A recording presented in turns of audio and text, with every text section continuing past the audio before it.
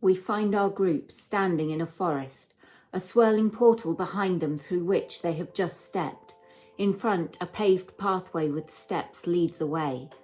No signs of any kind of life. No birdsong. No sounds at all.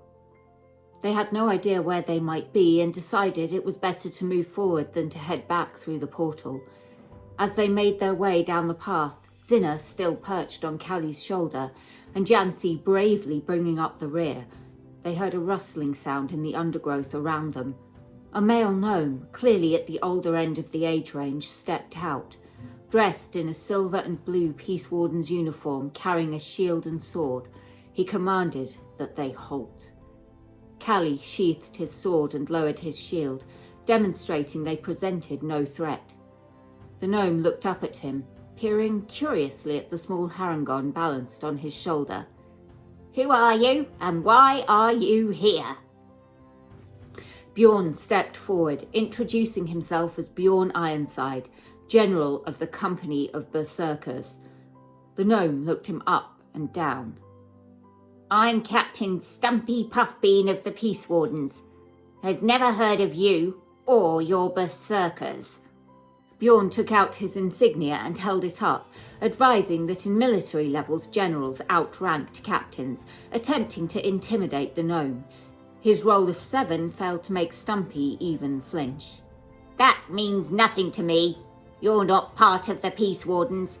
You can come peacefully, go back the way you came, or give me and my guards a chance to test our weapons. You're surrounded."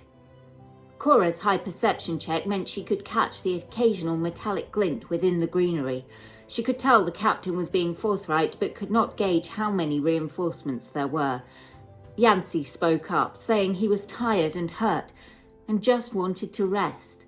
Stumpy barked a command and several armoured gnomes emerged, surrounding the troop and escorting them into the town.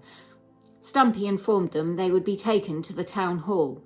As the incongruous procession made their way there, the buildings they passed were constructed mostly from wood, not sanded, planed, or in any way refined wood, though. It appeared to be very much in its natural state, giving the impression that the homes and places of business were made from living trees. Everything was also very small, no roof higher than 5 feet. The town hall was no different. As Captain Puffbean bade them enter, most of the group had to stoop, unable to stand up straight within the low interior. The room they entered contained a few small and extremely rustic chairs, a desk and chair placed centrally at the end opposite the door. A female halfling in brown and green with pauldrons of metal was sat behind it, waxing the string of a bow. As they entered, she looked up, eyeing them curiously. "I'm Captain Bramble Swiftchop. I lead the rangers here. Who are you, and why have you come to Ferngrove?" Cora, being a halfling herself, spoke up, explaining they'd come more or less accidentally via a portal, and they didn't actually know where Ferngrove was. They'd been on a mission from Rycroft to investigate some strange goblin deaths in the area. Bramble, warming immediately to her fellow halfling, explained that Ferngrove was northwest on the continent of Ebendale, and tended to keep to itself as much as possible. Few knew of its existence, and newcomers would be kept under watch to ensure they could be trusted. She added that whilst they had seen no goblins, they did have a threat which they could certainly use some help in containing. Cora informed Bramble that they had come through a portal in some sort of tree, and Bramble called it the Dryad Tree. The Dryad had been summoned by the Druids of Ferngrove to protect the way in, but about a year or so ago she started to become hostile. Nobody knew why or how to fix it, but since it meant even fewer outsiders could find their way to the hidden town, they weren't too bothered by it.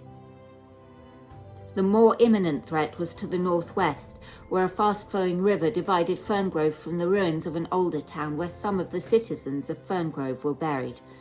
Strange creatures had come to the water and would viciously attack anyone who came near, preventing anyone from visiting graves or collecting any useful resources.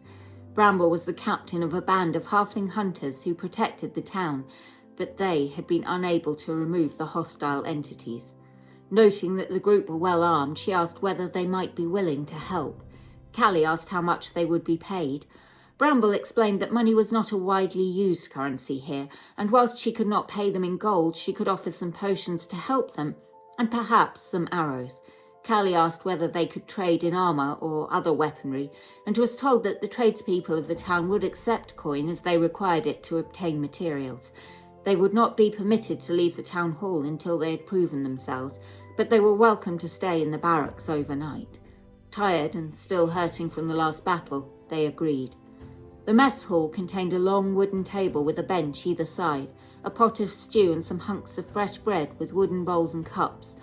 A group of 5 halflings in similar clothing to Bramble were eating in silence. Bjorn knew his priorities and began looking for alcohol.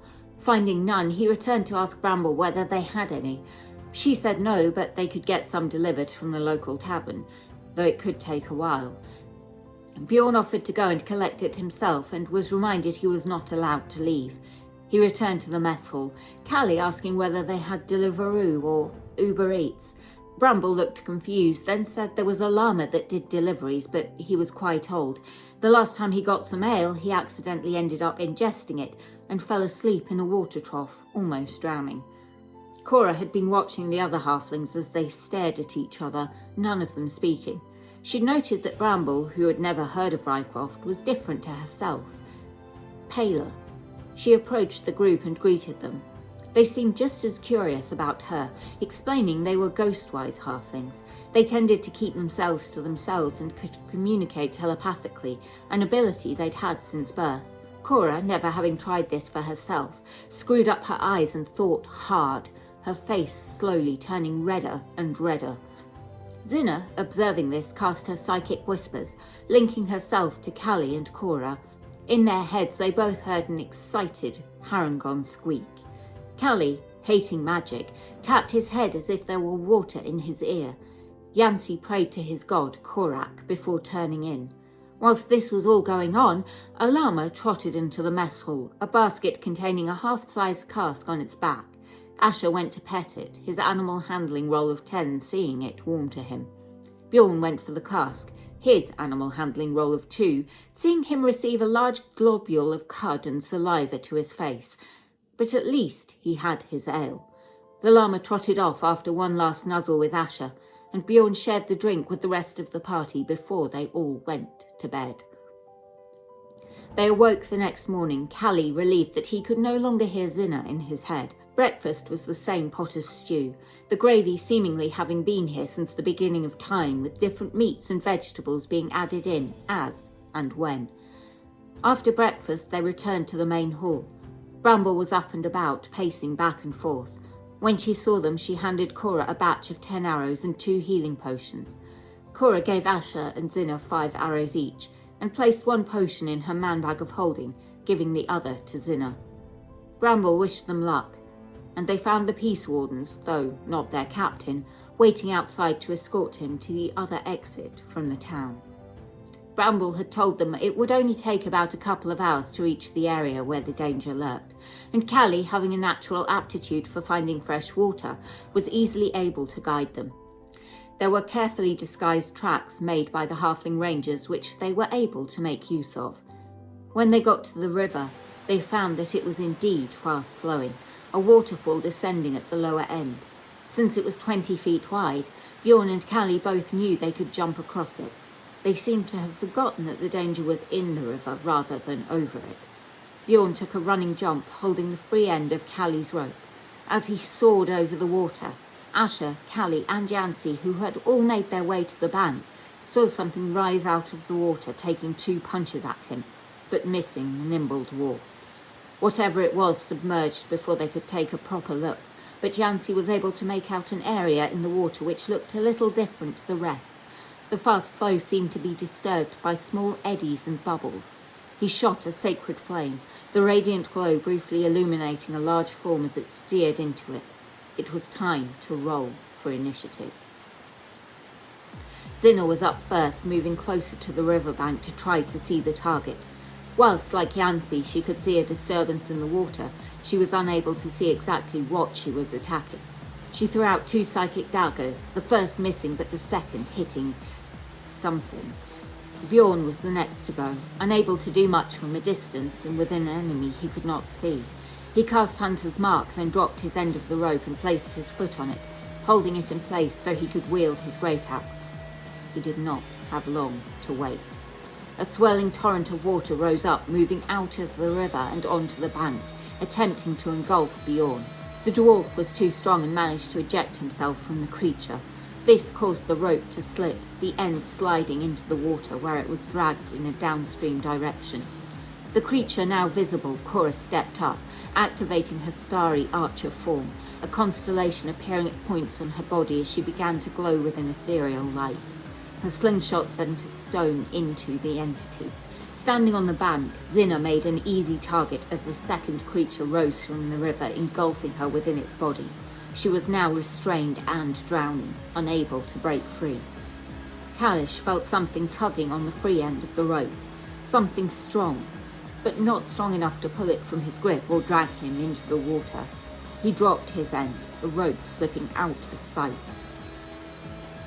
Saving his murder bunny was paramount. He reached into the swirling body, feeling wet waves over his skin, grabbing her and pulling her free. Yancey sent another sacred flame at the creature, blasting it with a second radiant flare. Asher was next, casting Hunter's Mark on the same one as Bjorn, and with a natural 1, seeing his arrow miss the target. It slammed into Bjorn's right leg for 11 points of damage.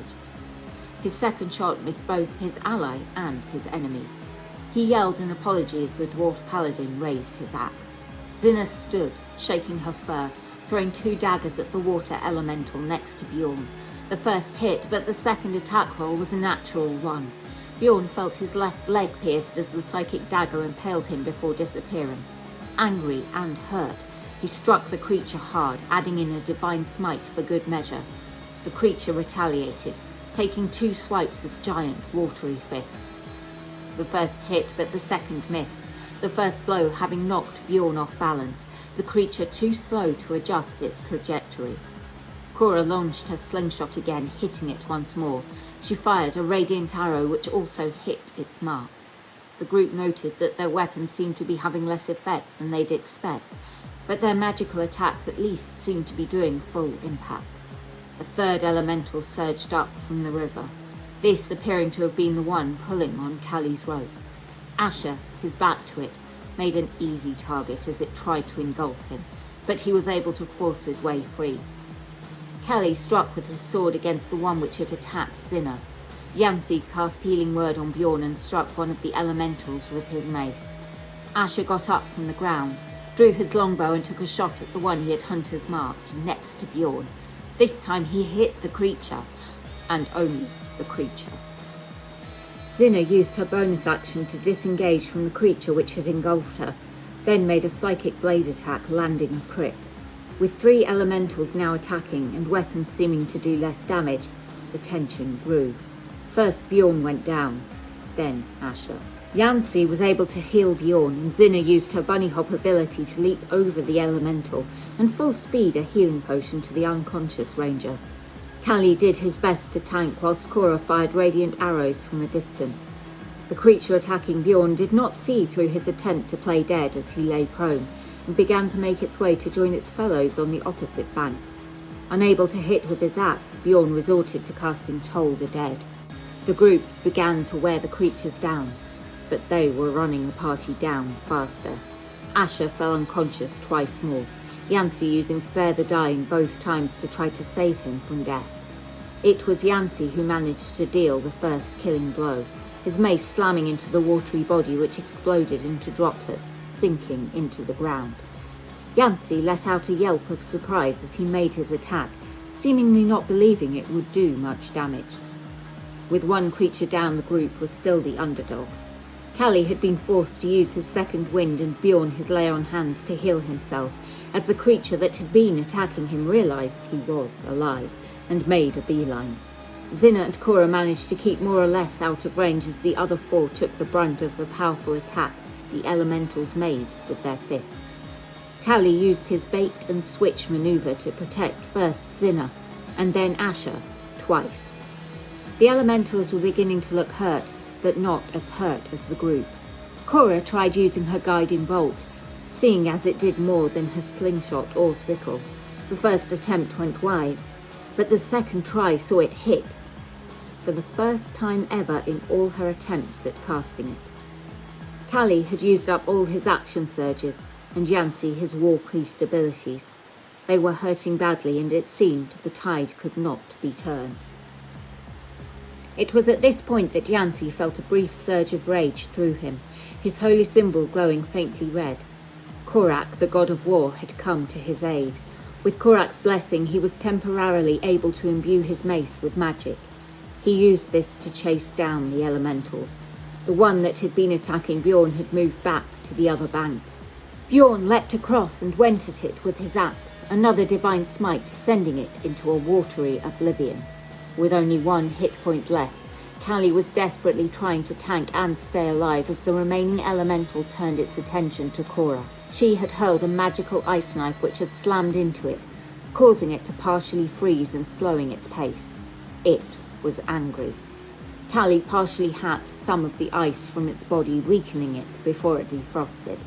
Yancey took the final swipe of the battle, watching in surprise as it dissolved into the earth, and he made his second kill. The group stood, breathing and bleeding heavily, taking stock of their situation. It was no wonder the Halfling Rangers had been unable to contain the threat.